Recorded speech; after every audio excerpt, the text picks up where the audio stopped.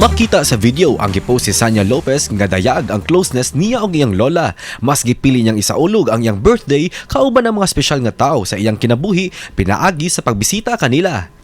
Pagpaabot sa iyang mga fans, happy birthday Sanya! Yo, first time ko sumayaw sa TikTok, so let's go!